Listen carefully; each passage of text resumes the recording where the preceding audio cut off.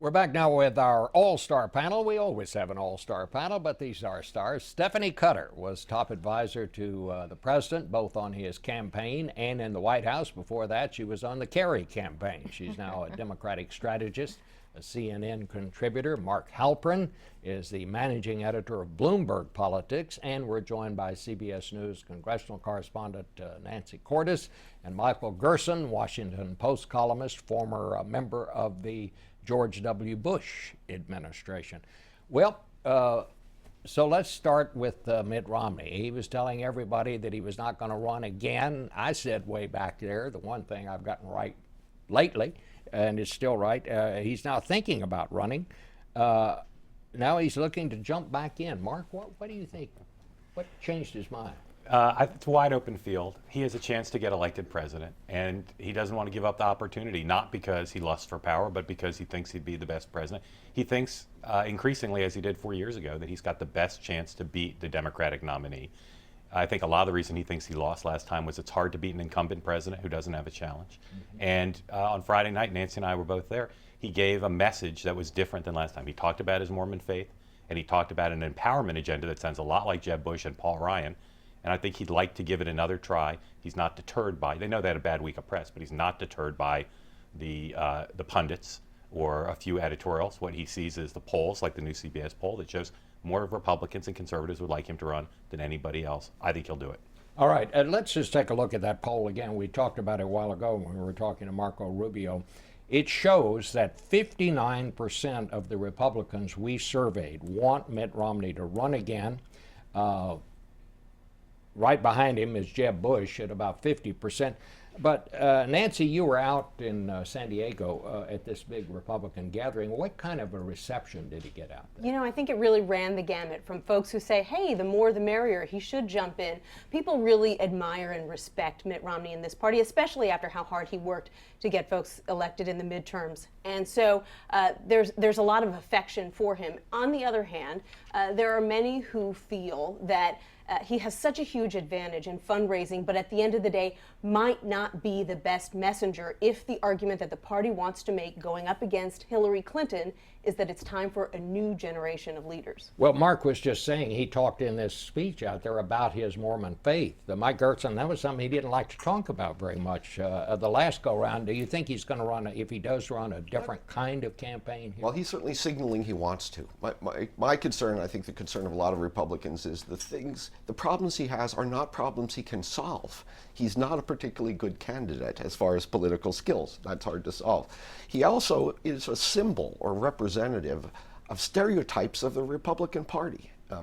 And I think a lot of Republicans are saying, we've got a serious problem with minorities, with women, with outreach to younger voters, with working class voters in particular in key states. If those are the questions, then Mitt Romney is not the answer. The president was kind of funny on television Friday when somebody asked him what he thought of Mitt Romney thinking about running again. He said, well, I just have no comment. No comment, yeah. What's your comment? Well, you know, let's remember after the 2012 campaign, the Republican National Committee started what they called an autopsy to try to figure out what went wrong and how to fix it. That autopsy was as a result of the campaign that Mitt Romney ran. And now you're talking about that person potentially becoming the nominee. I'm certainly not going to discourage Mitt Romney from running, but I think he has a real identity problem. You know, I remember him as governor. I'm from Massachusetts. He was my governor. He was a moderate. When he started running for president, he, in his own definition, became severely conservative. And now he's going to be the champion of the 47% that he disparaged the last time he ran for president. It's just not believable to voters. And I think that's the problem at this point that's just not fixable for him. What does Jeb Bush think about this, Michael?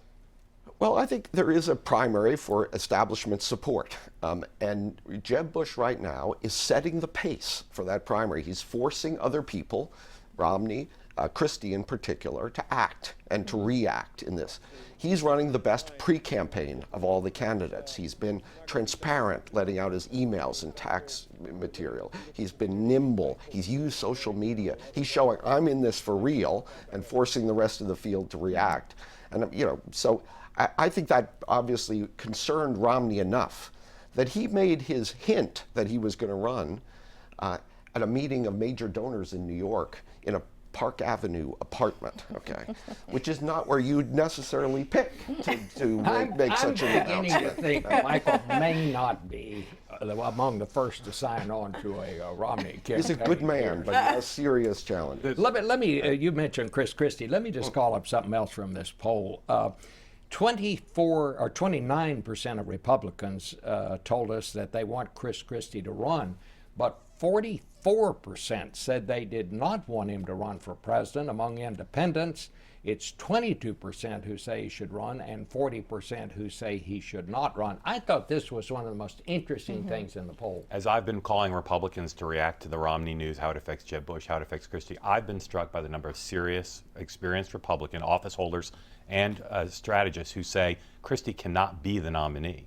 I think they're understating his potential, but there is real skepticism. His camp knows that, but they see a possibility. If you've got an old name in Romney, an old name in Bush, Christie can say, I'm an establishment person who can raise big money, beat Hillary Clinton, who's a new name, who's a relatively fresh face. I do think Jeb Bush is underrated. I think Michael's exactly right. He's running the best campaign, and he's doing it not being very visible. He's not on your program. He's not out. But I think right now, whether Romney runs or not, whether Christie is stronger than those numbers suggest, I think Jeb Bush is a bigger favorite for this nomination than most people say. What did you find out in San Diego? Well, I think people feel that what Chris Christie is doing right now, saying there's no rush to get in the race, is really his best strategy, because when you're going up against Jeb Bush and now maybe Mitt Romney, who have been out of office for 7, 8, 9 years, the best thing to do is remind people, I'm a governor right now. I'm a leader right now. I am taking care of business. I have recent accomplishments. And so for Chris Christie, for Scott Walker, folks who don't have as much name recognition right now as maybe a Mitt Romney. In fact, in that poll that you talked about, guess who else is up at the top of the list? Mike Huckabee, Sarah Palin. These are people that voters have seen Huckabee before. at 40% and Palin at 30%. Right, and that's going to change, but for right now, at this early stage, when voters think about who they want to run, they think about who's run in the past and who they know. So a lot of this poll may simply be name recognition, isn't it? Absolutely, absolutely. And I think that's a big part of what we're seeing. And for Jeb Bush, lots of name recognition because his name is Bush, but there isn't a lot of knowledge about what Jeb Bush stands for, what he believes in, what he wants to do as president, and I think that's a real opportunity for him. And the way he's starting to put himself out there is very disciplined. One thing I look for on Christie that's interesting, he's going out to the Iowa Freedom Summit on the 24th, very conservative, in a very conservative state. And I will be interested to see how Jersey plays in the cornfields of Iowa. And that'll be an interesting test for him. I do think Huckabee got some good news in this poll. He could solidify the position as the candidate of the evangelical right. That's not enough to get the nomination, but that's enough to be a serious player in Iowa and other places. And he got some good news. You know, what I find interesting about the Huckabee campaign, candidates always write a book, or generally these days they always write a book before they run. The last time Huckabee ran for president, his book was about dieting and eating well. Now, what is the name of the book he's written this time? God, Gravy, Grits, and something else? I mean, if you're going to try to appeal to Americans and say you need to be thinner versus you can eat grits and gravy, I'd go with the latter. so he thinks there are more fat people than Or at least people who aspire to eat grits and gravy. Let's talk a little bit about the Democrats while we're on the subject. Here's what we found in our poll. Hillary Clinton, obviously, no surprise here, leads the pack. 85% of Democrats want her to run. Vice President Biden, 40% want him to run. But about the same number say don't run. What happens, Stephanie, if Hillary Clinton, for some reason or the other, doesn't wind up being a candidate? Well, I think that's very unlikely to happen based on what we're seeing and hearing out there. But, you know, I think it means that you probably see some other people jumping in But that who we're are not they? seeing right now. Well, there's Governor Vice Hickenlooper, President. the vice president, who, despite those poll ratings, I think would be a very good candidate. But I think, you know, we don't know who those names are because Hillary has been locking up the field since 2012. You know, almost immediately talk of her run in 2016 started. And I think that's for good reason, given, you know, the number in your poll that shows the breadth of support for her in the Democratic Party, I think is real. The Clintons have been around for so long, it's very easy to say Clinton insiders, because you could be referring to almost thousands of Americans. I've been talking to some people who are Clinton insiders, longtime supporters. They are worried about Jeb Bush. They're worried about her laying low while Jeb Bush is out there being aggressive. And they're worried that if she stays without a message, you can say today what Jeb Bush is going to run on and what states Jeb Bush could win that Barack Obama won last time. She needs to start defining herself in the view of a lot of people around her and not let Jeb Bush get up ahead of steam. But you know, the Democrats have to hope that some serious people do jump into this race and run against Hillary Clinton, because right now there's so much energy on the Republican side. People feel great about the field. As the RNC chairman Reince Priebus told me, you know, there's some drama, there's some intrigue. That's good. That gets people to pay attention to us. When John McCain sealed up the nomination early in 2008, that was bad for him. He sort of sat around. He wasn't the story for months while Hillary Clinton and Barack Obama duked it out, and that really hurt him. I do think it's interesting that Elizabeth Warren, who would probably be the most serious challenge, keeps saying no, but a lot of the party keeps wanting to hear maybe. Okay, so you have MoveOn.org that is, running an online petition, 250,000 names trying to get her to run. There is an anti-Wall Street element of the Democratic Party, populist element, that's not particularly happy with Hillary Clinton. That could be a space for someone to fill in that process. Well, I mean, this announcement we got last night that the president's going to call in his State of the Union for $320 billion in new taxes, that's right out of the Elizabeth Warren playbook. I'm not saying he might not have announced it if she hadn't been out there saying it, but that's what she's been talking about. But Bob, he's been talking about that for many years, since at the tail end of the financial crisis, about how we need to make the tax code work better for working Americans. And it's consistent with the deficit reduction deal he was working with on Republicans. Every budget that he has put forth, a rebalancing of the tax code so money is going into the pockets of middle-class families. That's not new to this president. And while, I watched your interview with Dan Pfeiffer about whether something like this is going to get passed, there are elements of this that Republicans are going to find appealable, because they know where the country is in terms of wanting that balance and solving the problem of economic inequality and getting more mobility into our economy. So it'll be interesting to see how Republicans react to this. They have to be very careful as they look to 2016 that they're not out there protecting those at the top 1%. Otherwise, they're going to have the Romney problem. Well, you heard what I asked Dan Pfeiffer. Did they announce this because they thought it might pass or because they want to paint the Republicans as the party of the rich? They announced this because they know that tax reform is most likely going to come up, that it's at the top of Paul Ryan's agenda, and they want to sort of lay down a marker.